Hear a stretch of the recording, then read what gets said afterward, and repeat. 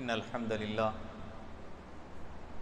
نحمده ونستعينه ونستغفره ونعوذ بالله من شرور أنفسنا ومن سيئات أعمالنا من يهده الله فلا مضل له ومن يضلل فلا هادي له وأشهد أن لا إله إلا الله وحده لا شريك له وأشهد أن محمدًا عبده ورسوله أما بعد فإن خير الحديث كتاب الله وخير الهدي هدي محمد صلى الله عليه وسلم وشر الأمور محدثاتها وكل محدثة بدعة وكل بدعة ضلالة وكل ضلالة في النار وكما قال عليه الصلاة والتسليم أعوذ بالله من الشيطان الرجيم بسم الله الرحمن الرحيم يا أيها الذين آمنوا اتقوا الله حق تقاته ولا تموتن إلا وأنتم مسلمون يا أيها الناس اتقوا ربكم الذي خلقكم من نفس واحدة وخلق منها زوجها وبث منهما رجالا كثيرا ونساء واتقوا الله الذي تساءلون به والأرحام إن الله كان عليكم رقيبا يا أيها الذين آمنوا اتقوا الله وقولوا قولا سديدا يصلح لكم أعمالكم ويغفر لكم ذنوبكم ومن يطع الله ورسوله فقد فاز فوزا عظيما وقال الله عز وجل في موضع آخر واتل عليهم نبأ ابني آدم بالحق إذ قربا قربانا فتقبل من أحدهما ولم يتقبل من الآخر رب اشرح لي صدري ويسر لي أمري واحلل عقدة من لساني يفقهوا قولي رب زدني علما سبحانك لا علم لنا إلا ما علمتنا إنك أنت العليم الحكيم رب يسر ولا تعسر وتمم بالخير حاضرین جمعہ، اسلامی ماؤں بہنوں اور میرے پیارے بچوں، ہر طرح کی کبریائی، بڑائی، بزرگی، عظمت، جلالت، شان و شوکت ایک اللہ وحدہ لا شریک کے لیے ہی لائق اور زیبا ہے۔ درود ہو، سلام ہو حضرت محمد مصطفیٰ صلی اللہ علیہ وسلم پر، آپ کے اصحاب، تابعین اور تبع تابعین پر۔ اس مختصر سی حمد اور درود کے بعد میں نے سورہ مائدہ کی ایک آیت آپ کے سامنے قرآن پاک میں سے عنوان کے طور پر پیش کی ہے۔ اللہ تبارک و تعالیٰ اس آیت کریمہ کے اندر آدم علیہ السلام کے دو بیٹوں کا تذکرہ کرتے ہوئے فرماتا ہے، اے نبی ان سے آدم علیہ السلام کے ان دو بیٹوں کا ذکر کیجئے، ان کا حال بتائیے، ٹھیک ٹھیک، بالحق کا مطلب صحیح صحیح، اذ قربا قربانا، جبکہ ان دونوں نے کیا کیا؟ نذرانہ پیش کیا یا قربانی دی۔ یہ آیت اس لیے میں عنوان کے طور پر پیش کر رہا ہوں کیونکہ پچھلے ایام ہمارے کون سے گزرے ہیں؟ قربانی کے۔ ہم نے بڑے زور و شور سے جانور خریدے اور قربانیاں کی۔ تو قربانی ہم کو کیا سکھاتی ہے اور قربانی کون سی قبول ہے، اس کے تعلق سے کچھ باتیں بھی جاننا ضروری ہے۔ تو اللہ تبارک و تعالیٰ کہتا ہے کہ جب دونوں بھائیوں نے کیا کیا؟ نذرانہ پیش کیا، قربانی دی، فَتُقُبِّلَ مِنْ أَحَدِهِمَا، ان دونوں میں سے ایک کی اللہ نے قربانی قبول کی، وَلَمْ يُتَقَبَّلْ مِنَ الْآخَرِ، دوسرے کی قربانی قبول نہیں ہوئی۔ کیا مطلب ہے؟ دونوں نے قربانیاں پیش کی ہیں اور اللہ تبارک و تعالیٰ نے ایک کی قبول کی اور دوسرے کی قبول نہیں کی، وجہ کیا؟ ہم اس خوش فہمی میں نہ رہیں کہ ہم جو بھی عمل کرتے ہیں اللہ تبارک و تعالیٰ اس کو شرف قبولیت سے نوازے اور سب قبول کرتا جائے، ایسا نہیں ہے، ناممکن ہے۔ اعمال کرتے جاؤ، قبول ہوتے جائیں، ایسا نہیں ہے، بلکہ اس کے بھی کچھ شرائط ہیں، اس کے بھی کچھ آداب ہیں، اور وہ آداب کو ملحوظ رکھ کر جب ہم اعمال کریں گے تبھی اللہ تبارک و تعالیٰ اس کو قبول فرمائیں گے، ورنہ ہم چاہے جتنے بڑے جانور لا کر ذبح کریں، ضروری نہیں ہے کہ وہ جانور اللہ تبارک و تعالیٰ قبول ہی کر لے۔ قربانی کا نام یہ نہیں بڑے بڑے جانور خرید کر لائیں، ساری بستی کے اندر اس کو گھمائیں، اچھی اچھی ڈشز بنا کر کھائیں، نہ۔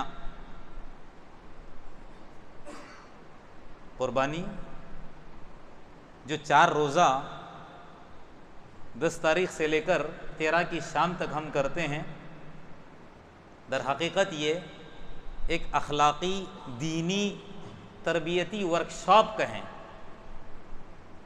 بات سمجھ میں آ رہی ہے؟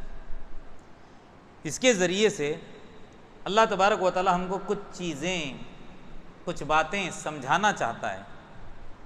ان 4 دن کے اندر جو ہم قربانی کرتے ہیں، ان 4 دنوں کے ذریعے سے اللہ تبارک و تعالی ہم کو کچھ پیغام دیتا ہے۔ سب سے پہلی بات ہم کیا سمجھ جائیں کہ انسان ہر آن، ہر لمحہ، ہر گھڑی کیا ہونا چاہیے؟ اس کے اندر انکساری ہونی چاہیے، اس کے اندر خاکساری ہونی چاہیے۔ یہ قربانی سے تو یہی بات ہم کو ملتی ہے۔ اس کی کچھ حکمتیں ہیں، اس کے کچھ پیغامات ہیں، چلیے ہم ترتیب سے ذرا اس کے اوپر نگاہ ڈالتے ہیں۔ سب سے پہلے قربانی ہم کو جو پیغام دیتی ہے وہ یہ ہے کہ ہم متقی اور مخلص بن جائیں، تقوی ہمارے اندر آ جائے اور للہیت ہمارے اندر آ جائے۔ قربانی کا سب سے پہلا پیغام کیا ہے؟ تقوی اور للہیت۔ قرآن کے اندر بارہا ہم اس آیت کو پڑھتے رہتے ہیں، لن ینال اللہ لحومها ولا دماؤها ولکن ینالہ التقوی منکم۔ اللہ تبارک و تعالیٰ کو نہ میرا اور آپ کا قربان کیا ہوا گوشت پہنچتا ہے، نہ اس کا خون پہنچتا ہے، بلکہ اللہ تبارک و تعالیٰ کیا دیکھتا ہے؟ ہمارے تقوی کو۔ اللہ تبارک و تعالیٰ دیکھتا ہے ہمارے اخلاص کو۔ جو قربانی ہم نے پیش کی ہے خالص اس کے لیے کی ہے یا اس کے اندر دکھاوا آیا ہے، یا اس کے اندر ریا ہے، یا اس کے اندر نام و نمود ہے۔ ہزاروں لاکھوں کا بھی اگر جانور قربان کر کے اس کے اندر اخلاص نہ ہو اور اللہ کے لیے اگر ہم قربان نہ کریں تو پھر وہ جانور ہمارا بیکار ہے، ضائع ہے، رائے گاہ ہے۔ جیسا کہ 2 بھائیوں نے قربانی پیش کی، آپ لوگوں نے واقعہ سنا ہوگا، دونوں بھائیوں میں سے ایک نے اچھی قربانی پیش کی تھی، دوسری نے کیا کیا تھا؟ دوسرے نے فارمیلٹیز کی، اور معاملہ ایک بہن کو حاصل کرنے کا تھا۔ خیر بات لمبی ہو سکتی ہے، بتانا یہ چاہتا ہوں کہ ہم چاہے جتنا مہنگا جانور لا کر قربان کریں، اگر اس کے اندر للہیت نہیں ہے تو پھر وہ ہمارا جانور اللہ کی بارگاہ میں قبول نہیں ہے، نام و نمود دکھاوا آ جائے گا تو ختم۔ اور اللہ کے رسول صلی اللہ علیہ وسلم دنیا سے جاتے جاتے یہی پیغام دے کر گئے، کیا ہے وہ؟ ان اخوف ما اخاف علیکم الشرک الاصغر کہا۔ اپنے صحابہ، اپنے ساتھیوں سے مخاطب ہوتے ہوئے فرمایا، اللہ کے رسول صلی اللہ علیہ وسلم نے سب سے زیادہ مجھے جس بات کا ڈر ہے تمہارے اوپر، یہاں 1400 سال ہم آگے آ چکے ہیں، اللہ کے رسول اپنے صحابہ سے مخاطب ہیں، جو کہ صحابہ مخلص، متقی، اپنی جان کو ہر وقت اللہ کے لیے قربان کرنے والے، نبی پر نچھاور کرنے والے۔ کیا کہہ رہے ہیں اللہ کے رسول؟ سب سے زیادہ مجھے جس بات کا تمہارے اوپر خوف اور ڈر ہے وہ ہے شرک اصغر، چھوٹے شرک کے تعلق سے۔ صحابہ کرام نے پوچھا وما الشرک الاصغر، یہ شرک اصغر، چھوٹا شرک کیا ہے؟ اللہ کے رسول نے فرمایا الریا، کیا کہا؟ دکھاوا۔ اگر دکھاوا ہے کسی بھی عمل کے اندر تو ہمارا عمل اللہ تبارک و تعالیٰ کو قابل قبول نہیں ہے، پسند نہیں ہے، اس کو اللہ تبارک و تعالیٰ ایکسیپٹ نہیں کرتا ہے، ریجیکٹ، رد کر دیا جاتا ہے وہ عمل، چاہے کتنا بڑا عمل کیوں نہ ہو۔ تو کیا کہا؟ الریا۔ اور آگے فرماتے ہیں اللہ کے رسول، جن لوگوں نے بھی کوئی بھی عمل اللہ کے علاوہ غیر اللہ کے لیے کیا، نام و نمود کے لیے کیا، دکھاوے کے لیے کیا۔ قیامت کا دن جب آئے گا تو کیا کہا جائے گا؟ یوم تجازا العباد باعمالہم، اس دن جس دن بندوں کو ان کے اعمال کا بدلہ دیا جائے گا۔ یاد رکھ لیجئے، یہ الدنیا مزرعۃ الآخرہ، دنیا کیا ہے؟ آخرت کی کھیتی ہے۔ یہاں پر ہم کو بونا ہے، یہاں پر اعمال کرنا ہے، یہاں بدلہ ملنے والا نہیں ہے۔ وہ الگ بات ہے کہ اللہ تبارک و تعالیٰ جب ہم کوئی اچھے اعمال کرتے ہیں دنیا کے اندر بھی چھوٹا موٹا بدلہ دے دیتا ہے۔ جب ہم ایک دیتے ہیں اللہ کے راستے میں، اللہ تبارک و تعالیٰ نیت دے کر 10 گنا دے دیتا ہے، لیکن اصل جو بدلہ ہے آخرت، یوم جزا جس کا نام ہے، مالکی یوم الدین اللہ تبارک و تعالیٰ نے کہا ہے نا، کس دن کا مالک؟ بدلے کے دن کا مالک اللہ نے اپنے کو اللہ تبارک و تعالیٰ کہا ہے۔ یعنی یوم تجازا العباد باعمالہم، اس دن یعنی جس دن قیامت کا دن آئے گا جب بندوں کو ان کے اعمال دیے جائیں گے۔ قال اللہ، اللہ تبارک و تعالیٰ کہے گا، ذرا سب جملوں پر غور کریں، اذهبوا کہے گا جاؤ، الی الذین کنتم تراؤون باعمالکم، ان لوگوں کے پاس جن کو خوش کرنے کے لیے، جن کو دکھانے کے لیے اعمال کر رہے تھے۔ کوئی بھی عمل تمہارا کرنے کا مقصد کہ فلانے کی قربت ملے، فلانے کی نزدیکی ملے، فلانے خوش ہو جائیں، اب جاؤ ان کے پاس، اللہ تبارک و تعالیٰ کہے گا فی الدنیا، دنیا کے اندر جن کو تم دکھا رہے تھے، فانظروا، جاؤ دیکھو اب، هل تجدون عندهم جزاء، کیا ان کے پاس تم کو بدلہ ملے گا؟ نہ، کہاں دے سکتا ہے اللہ کا بندہ، اللہ کی مخلوق کوئی اس بات کی طاقت نہیں رکھے گی۔ نفسی نفسی کا عالم ہوگا، کون کس کو بدلہ دے گا؟ اس کو خود بدلے کی اور جزا کی ضرورت ہوگی، اس کو خود انعام کی ضرورت ہوگی، وہ کیا اپنا بدلہ کسی اور کو دے سکتا ہے؟ تو الغرض کہنے کا مطلب کیا ہے کہ انسان جس دن اس نے جانور خرید لیا اسی دن اس کو معلوم ہو گیا کہ اس کی قربانی قبول ہوئی یا نہیں ہوئی، ہے کہ نہیں؟ نیت پر ہے معاملہ۔ اگر ہماری نیت دکھاوے کی ہوگی، فلانے نے 1 لاکھ کا خریدا، میں 2 لاکھ کا خرید کر لاؤں بستی والوں کے سامنے دکھاوا کے لیے، تو سمجھ لیجئے پہلے دن ہی ہماری قربانی قبول ہوئی یا نہیں ہوئی وہ فیصلہ معلوم ہو گیا۔ تو سب سے پہلا درس کیا ملتا ہے کہ انسان متقی اور مخلص ہو جائے، یہ اس کی حکمت۔ دوسرا، قربانی ہم کو موحد بناتی ہے، توحید کا درس دیتی ہے۔ تمام عبادتیں ہم صرف اور صرف کس کے لیے خالص کریں؟ اللہ کے لیے، مخلصین لہ الدین، وما امروا الا لیعبدوا اللہ مخلصین لہ الدین، ساری عبادتیں ہم اللہ کے لیے کرنے والے بن جائیں، یہ پیغام دیتی ہے۔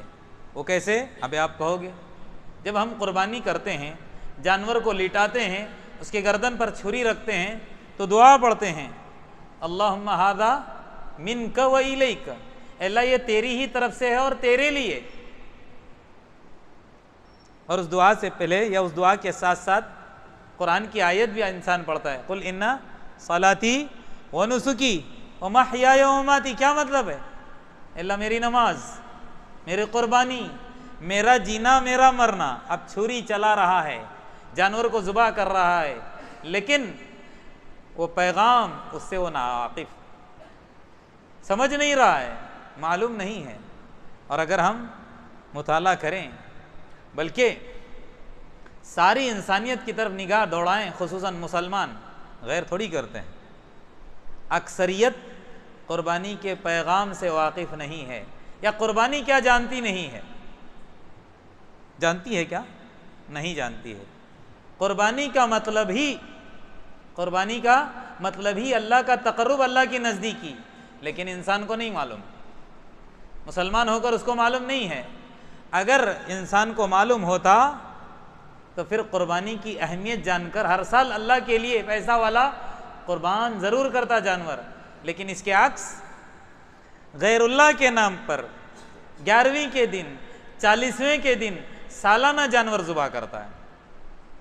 اس کی بڑی اہمیت ہے. ایسا ڈر ایسا خوف بٹھا ہوا ہے ان کے دلوں کے اندر، اگر یہ فلانے ولی کے نام یہ سالانہ اگر جانور ہم ذبح نہیں کریں گے تو ہمارا سال برباد ہو سکتا ہے، مصیبتوں کے اندر ہم گر سکتے ہیں.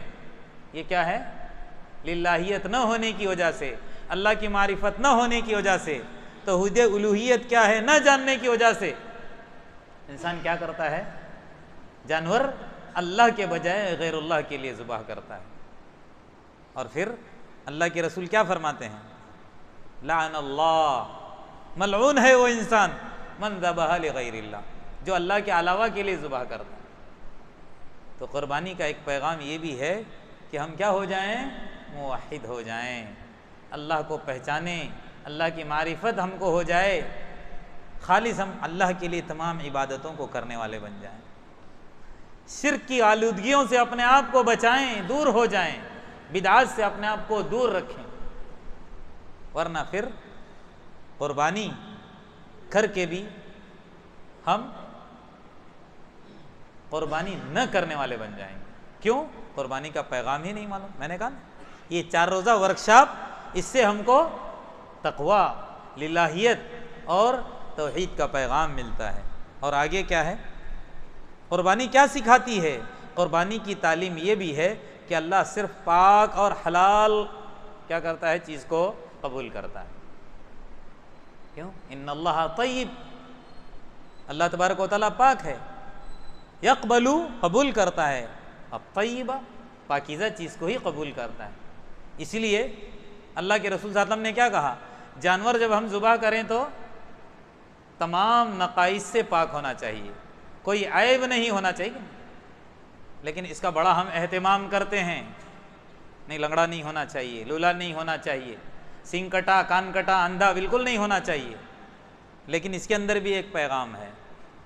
جب اللہ تبارک و تعالیٰ تگڑا اور تندرست صحت مند جانور پسند کرتا ہے اور بے عیب اللہ کو پسند نہیں ہے، ایسے ہی اس کے اندر ایک پیغام یہ پوشیدہ ہے کہ اللہ تبارک و تعالیٰ میری اور آپ کی عبادتیں بھی جب ہم تگڑے ہوں، ہٹے کھٹے ہوں، وہ عبادت اللہ تبارک و تعالیٰ، اس کا مطلب یہ نہیں کہ بڑھاپے میں نہیں کرنا ہے، ایسا نہیں ہے.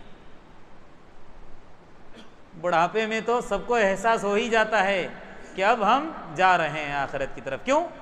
سب کے سامنے دیکھتے رہتے ہیں، آنکھوں کے سامنے جہاں عمر ڈھلی ایک ایک کر کے جا رہا ہے. تو کون انسان یہ امید لگاتا ہے بڑھاپے کے اندر کہ میں ہمیشہ رہنے کے لیے آیا ہوں؟ تو ایک پیغام کیا پوشیدہ ہے؟ صحت مند، تندرست، توانا ہو، اس وقت ہم کو کیا کرنا ہے؟ اللہ کو یاد کرنا ہے. جس طرح پاکیزہ چیز اللہ تبارک و تعالیٰ کو پسند ہے، ایسے بندے کی جوانی کی عبادت اللہ تبارک و تعالیٰ کو بہت زیادہ پسند ہے.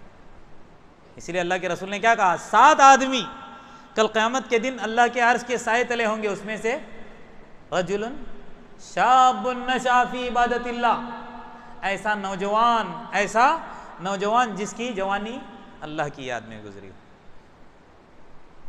اسی لیے شیخ سعدی رحمۃ اللہ علیہ نے بہت خوبصورت جملہ کہا ہے، در جوانی توبہ کردن شیوے پیغمبری است.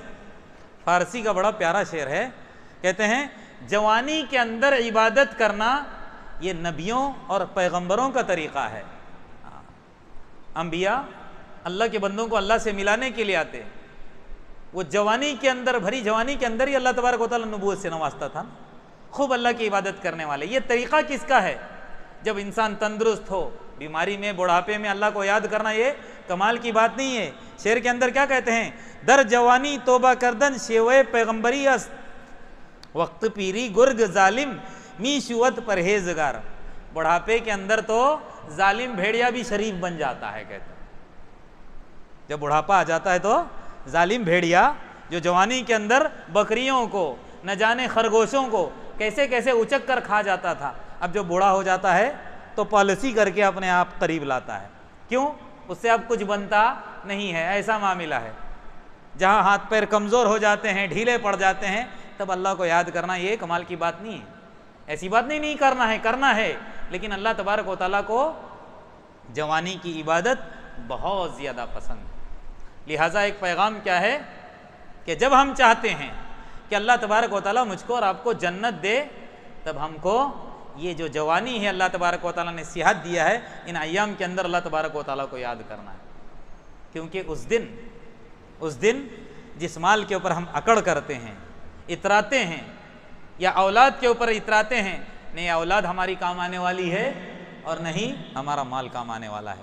یوم لا ینفع مال ولا بنون الا من اتی اللہ بقلب سلیم۔ ہاں، اللہ کے پاس مال، بیوی، بچے، پراپرٹی کچھ کام آنے والی نہیں ہے، جو جیسا مخلص بن کر قلب سلیم لے کر اللہ تبارک و تعالیٰ کے پاس صاف ستھرا، تمام شرک سے، آلودگیوں سے، گندگیوں سے، خرافات سے، بدعات سے پاک کر کے صاف ستھرا دل لے کر، جس کے اندر صرف اللہ کی محبت بھری ہو، اللہ کے سامنے حاضر ہوگا، وہ انسان قابل قبول ہے۔ یہ قربانی کا پیغام ہے۔ ایک مرتبہ مسند احمد کی صحیح روایت ہے، اس حدیث کو سنیں، میں نے خود پہلی مرتبہ پڑھا ہے۔ فرماتے ہیں اللہ کے رسول صلی اللہ علیہ وسلم نے ایک مرتبہ کہا، حضرت انس رضی اللہ عنہ راوی حدیث ہیں، اپنے صحابہ کے بیچ میں اللہ کے رسول صلی اللہ علیہ وسلم بیٹھے تھے کہ انتظار کرو، ابھی ابھی ایک جنتی آنے والا ہے۔ اپنے صحابہ سے کیا کہا؟ ابھی تمہارے بیچ میں ایک جنتی رونما ہونے والا ہے۔ اب جتنے صحابی تھے انتظار کرنے لگے، اللہ کے رسول نے کسی کو جنت کی بشارت دی ہو، کون ہے ذرا دیکھیں گے۔ تھوڑی دیر گزری نہیں کہ ایک انصاری صحابی آئے سامنے، وضو کیے ہوئے تھے، داڑھی سے وضو کا پانی کا قطرہ ٹپک رہا تھا۔ حضرت عبداللہ بن عمرو بن عاص رضی اللہ عنہ دیکھ رہے تھے، حضرت انس دیکھ رہے تھے۔ اللہ کے رسول صلی اللہ علیہ وسلم نے کہا یہی ہے وہ۔ پھر دوسرا دن، نہیں، اللہ کے رسول نے اشارہ نہیں کہا، اللہ کے رسول نے کہا کہ فلانے آنے والے ہیں، ایک انصاری صحابی آئے۔ دوسرے دن پھر وہی بات کہی کہ ابھی ابھی تمہارے بیچ میں ایک جنتی آنے والا ہے۔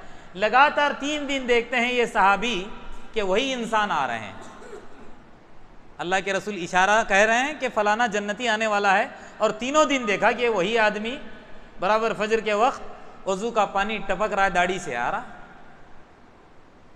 اب ان صحابہ میں سے جن کا میں نے ابھی ذکر کیا، حضرت عبداللہ بن عمرو بن عاص، ان کے دل کے اندر ایک امنگ پیدا ہو گئی، آخر یہ عمل کرتے کیا ہیں جس کی وجہ سے اللہ کے رسول نے اتنے ساروں کے سامنے بشارت دے دی یہ جنتی ہے۔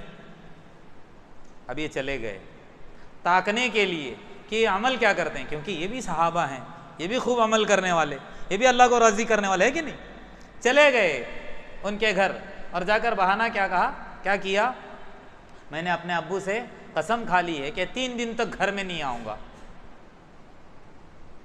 اب جب میں نے قسم اٹھا لی ہے کہ گھر میں 3 دن تک نہیں جاؤں گا تو کیسے جا سکتا ہوں، اور مجھے پھر ٹھکانہ بھی نہیں ہے، آپ اپنے گھر میں مجھے ٹھکانہ دے دیجئے، پناہ دے دیجئے، 3 دن آپ کے گھر میں رہوں گا، اور جو آپ مجھ سے کام لینا چاہتے ہو خدمت، میں خدمت کرنے کے لیے تیار ہوں، لیکن مجھے پناہ چاہیے، پھر میں کہاں پڑا رہوں گا۔ تو وہ انصاری صحابی نے ان کو پناہ دے دی۔ اب یہ گئے کیوں ہیں پتہ ہے؟ یہ دیکھنے کے لیے اللہ کے رسول نے ان کو جنتی کہا ہے۔ اب کیا عبادت کرتے ہیں، وہ کون سا عمل ہے جس کی وجہ سے ان کو اتنا بڑا اعزاز مل گیا، جنتی ہیں دنیا کے اندر، اللہ تبارک و اللہ کے رسول صلی اللہ علیہ وسلم نے ان کو بشارت دے دی۔ اب تینوں راتیں یہ رہتے ہیں لیکن کوئی عمل ان کو نظر ہی نہیں آتا۔ تہجد بھی پڑھتے نہیں دیکھا اس صحابی کو، ذرا دھیان سے دیکھیں۔ جب 3 راتیں گزر جاتی ہیں تو یہ کہتے ہیں ان سے، میں نے اللہ کے رسول کو، بلکہ ہم نے جتنے صحابہ تھے آپ کے بارے میں کہتے سنا کہ آپ جنتی ہو، لیکن 3 رات سے میں مستقل انتظار میں ہوں کہ آپ کرتے کیا ہو، مجھے تو کچھ بھی نظر نہیں آیا۔ رہی بات، وہ بات میں بھول گیا، اپنے ابا سے جو میں کہہ کر آیا تھا کہ 3 دن تک قسم کھا کر گھر نہیں آؤں گا، وہ غلط بات تھی۔ میں تو یہ تاکنے کے لیے آیا تھا آپ کے گھر کہ آپ کرتے کیا ہو، کون سا ایسا عمل ہے جس کی وجہ سے اللہ کے رسول نے آپ کو جنتی کہا ہے۔ تو وہ کہنے لگے، صحابی رسول تم نے تو دیکھ لیا نا، ما ہوا الا ما رأیت غیر انی لا اجد فی نفسی لأحد من المسلمین غشا۔ 3 رات تک تم نے انتظار کیا نا کہ میں کیا کرتا ہوں، نہ میں کوئی تہجد گزار نہیں ہوں جیسا کہ تم نے دیکھا۔ رہی بات، انہوں نے دیکھا کہ جب بھی ان کی نیند کھل جاتی رات میں، وضو کرتے اللہ کا ذکر کرتے تھے، لیکن کوئی قیام کرتے انہوں نے نہیں دیکھا، اور انہوں نے کہا بھی کہ میرے پاس کوئی عمل نہیں ہے۔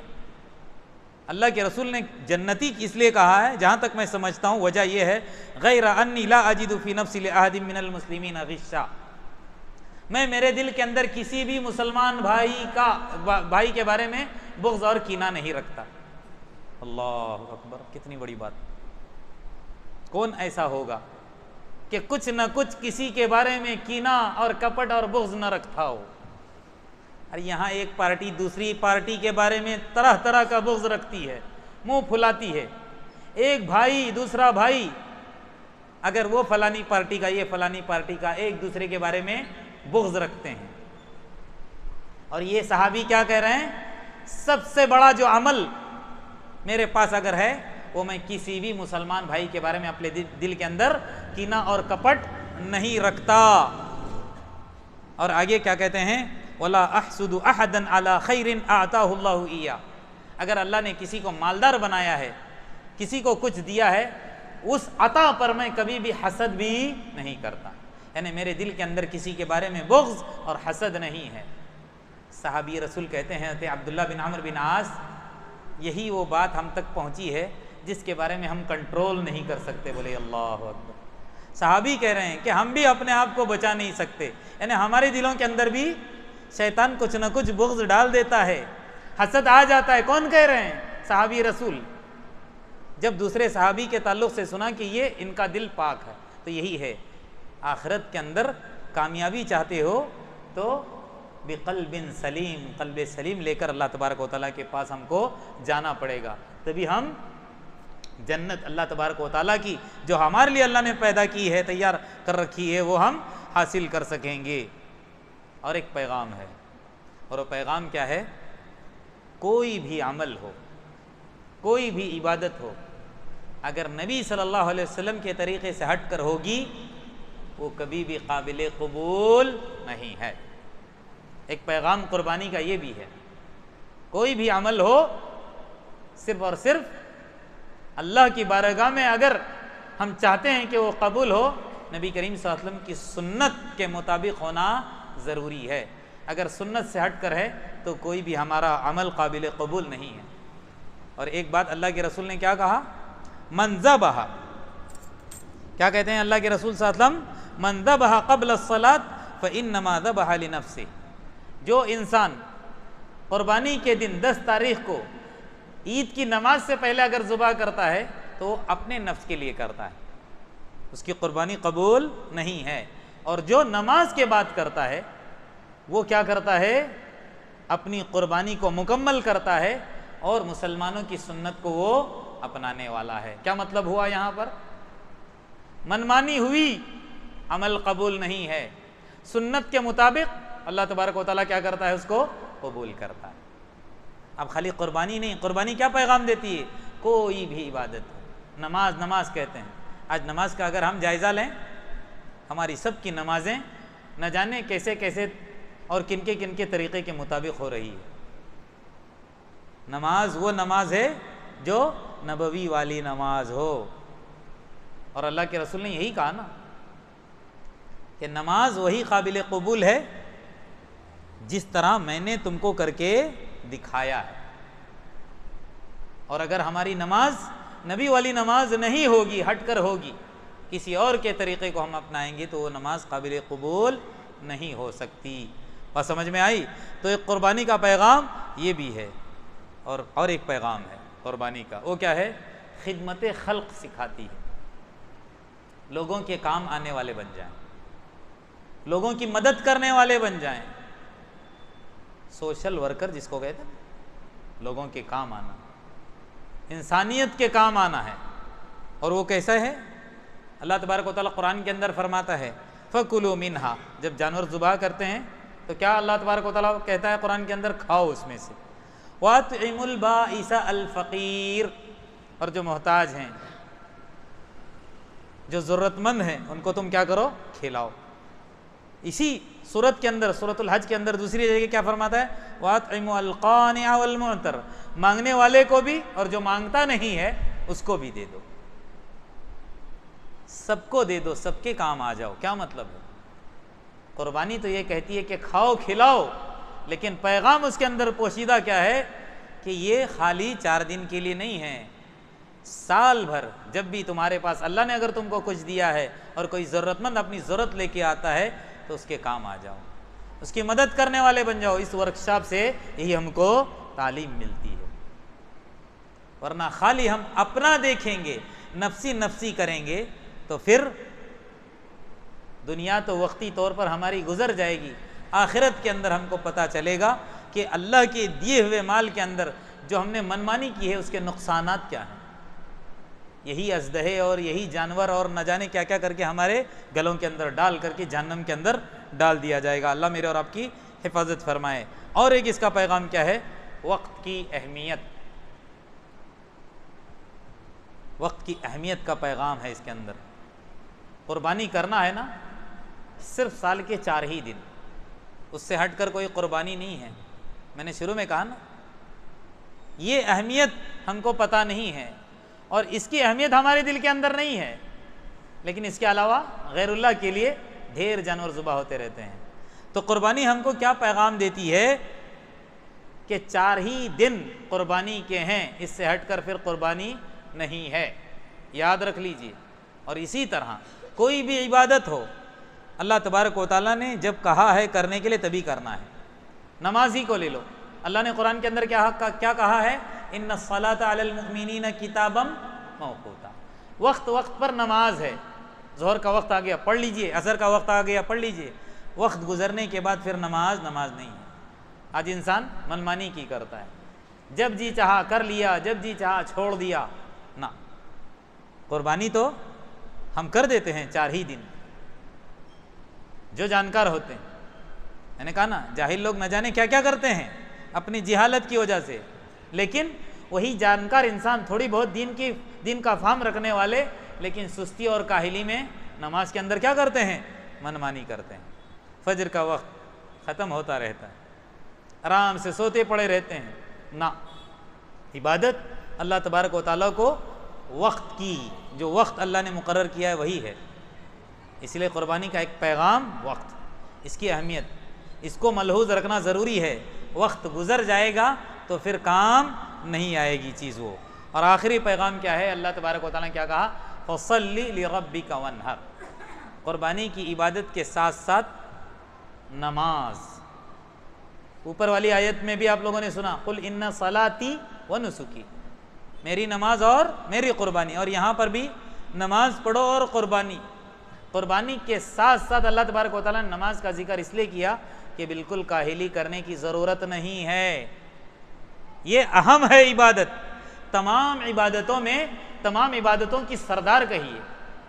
اور یہ عبادت اگر ہماری درست تو سارے اعمال درست. ایک آدمی اگر نمازی نہیں ہے قربانی کرے گا، اس کی قربانی قبول نہیں ہے. یاد رکھ لیجیے. بے نمازی اگر جانور لا کر اللہ کی راہ میں قربان کرنا چاہے گا، اللہ قبول نہیں کرے گا. کیوں؟ حدیث کے اندر کیا آتا ہے؟ اول ما یحاسب به العبد یوم القیامۃ الصلاۃ. سب سے پہلے جس بات کا حساب ہوگا قیامت کے اندر وہ نماز ہے.